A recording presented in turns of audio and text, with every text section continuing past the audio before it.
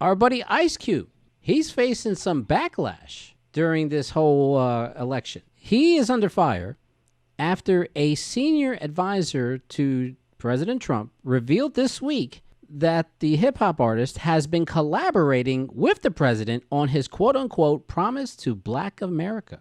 Now, as the backlash brews, he says CNN has canceled his upcoming appearance on Cuomo Primetime. But Ice Cube insists his loyalty is solely to the black community. In July, he released his contract with Black America to advocate for police reform, affirmative action in the education system, abolition of private prisons, decriminalization of marijuana, and elimination of mandatory minimum sentence, among other proposals. Now, on Wednesday and Thursday, Ice Cube, who has been a vocal critic of Trump, defended his decision to work with the White House, arguing that, quote unquote, black progress is a bipartisan issue and talking truth to power is part of the process. So he let out a little tweet. He said, facts, I put out the CWBA. Both parties contacted me. Dem said we'll address the CWBA after the election. Trump campaign made some adjustments to their plan after talking to us about the CWBA. So the recording artist's remarks came a day after Trump advisor Katrina Pearson thanked him for his quote-unquote willingness to step up and work with Donald Trump's administration to help develop the Platinum Plan. My question is, and this might be kind of a hard one to ask, or people will be kind of surprised at me in saying this, but has Cube sold out? I don't think he has, man. Okay. Will I people just assume that? Because it seems like people are now assuming that he is selling out to Trump. no, he's not, man. Any type of resource that the black community can get, we need to take advantage of, man. Mm-hmm. It's just how it is, man. It's just I feel as though why are you reaching out to us now? And your ass has been in office for 4 years now. All of a sudden now, Facts. 2 weeks before the election, you want to reach out to us. And keep in mind, man, he had Steve Harvey, man. He had Kanye West visit the White House. He had all these cats visit the White Mm-hmm. House or I had remember. meetings with him. Mm-hmm. And have he heard? I don't think he really heard what they were talking about. I think they came to him with genuine interest. They weren't going there for selfish issues. They were going there because they wanted to see how he was going to help out Black America. Mm. I think it's too little, too late, man. I don't look at Ice Cube as a sellout at all. I think Ice Cube sees an opportunity, and nobody won't listen to him, so he has to go. He has to make the opportunity happen for him. I mean, I don't know if Biden camp reached out to him about this. I don't know the situation, but I feel like Trump is too little, too late now, man. Mm-hmm. Well, it seems like from what I was mentioning earlier, the Cube was in contact with the Democrats, but they wouldn't adjust their schedules. But Yeah. Trump did. Trump Oh was able yeah. to adjust his schedules to hear him out and everything like that. In continuation with all of this, there were people that accused the rapper of crossing over to the quote unquote dark side by associating with Trump, who has made tons of racist comments throughout leading up to his presidency. And of course, infamously refused to condemn white supremacists, at September's presidential debate with former Vice President Joe Biden, So he wrote in a tweet, quote, every side is the dark side for us here in America. They're all the same until somebody or until something changes for us. They all lie and they all cheat, but we can't afford not to negotiate with whoever is in power or our condition in this country will never change. Our justice is bipartisan. That reply was because of a comment that was made by Danny Morrison, who said, my hip hop hero Ice Cube is working with the dark side. I haven't felt this low since Kobe passed. Heartbreaking. Cube, I'm not sure you understand how much we value your voice. And when we see you jumping the shark, it kills us, especially in 2020. GPS, you're pretty much co-signing what Court says on this? Yes. Okay. You got to remember, he sat down to meet with Trump. Mm-hmm. He sat down to talk to him. Right. He's not campaigning for him. He's not advocating for him. He's not rooting for him. He's talking to him about, hey, listen, all through your election, all through the last 4 years you were in here, and even now, you haven't said one thing about doing anything for black people. Mm. And nobody's really even said anything up to this about Biden. So if you really want to get, if you want to go, hit both sides, come on. And I got to give a brother props. Mm-hmm. Trump thought enough about you to sit down and meet with you. Mm-hmm. I ain't really seen him sit down and talk to too many black people yet. Very true. Let's keep in mind, man, he is definitely Trump. Trump is desperate right now, man.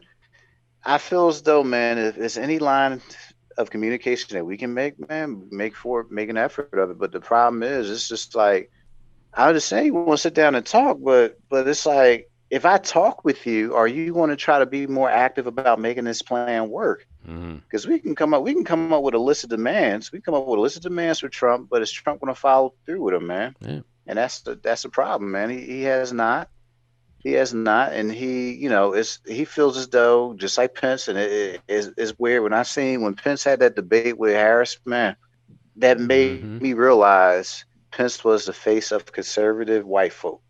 These are the kind of people that have never been around black folk in their lives, man. Yeah, it's true. Or Latino or brown people. So they can say stuff like, I don't see that as racism in America. The reason why you can say that, because you have never experienced it, because you've been around predominantly white culture society. You have not really, you might see black folk on TV. That might be your only interaction with black folk. Yep. So of course you're going to say, oh, I don't see racism out here. And that's what Pence kept drilling. I'm looking at Pence. I'm like, I wonder how many black friends that Pence actually has. Let's be real. Probably you can count on your hands. Probably less than that, man. Less than you can count on a full hand, maybe. Yeah, I mean, he's hardcore conservative Christian, man, whatever. He preaches what he needs to preach, but they don't understand. They don't understand because their worlds are predominantly white worlds. They never had this experience racism. They never had they can easily get loans. They can get all types of resources. Got that right. Yeah, so I mean, to me, it's after looking at that debate, I said to myself, I don't think some of these people out here are going to change their ideas or their way of thinking. No, unless they have experienced it racism, they can't relate to it, man. Cube is doing the right thing. He's speaking his mind, and we're just hoping that actually somebody hears what's happening in this country with the plight of black and brown people. I really believe also, because Ice Cube, they're looking at him as a rapper, but he's just not a rapper. He's a director. He has done some $1 billion projects. Yeah. And I think the problem is, he's done a lot for the community, man. That's why I'm wondering why people are hating on him. Hip hop is serious. Hip hop can pull people to vote, and I wish they would have been tapping into that more through this election. I wish the candidates on both sides would have been reaching out to a lot of the younger millenniums that listens to hip hop, because I really think they haven't, man. Because many years when Obama was running, man, Obama had Puffy, had all these motherfuckers in his pocket working with him and helping him get his stuff out, man.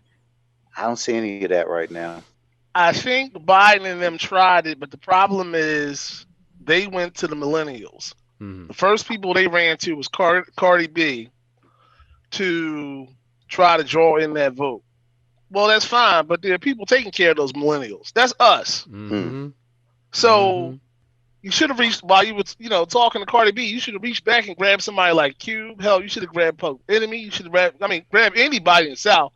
Rick Ross. I don't care if you had to get Baby. Come on, dude.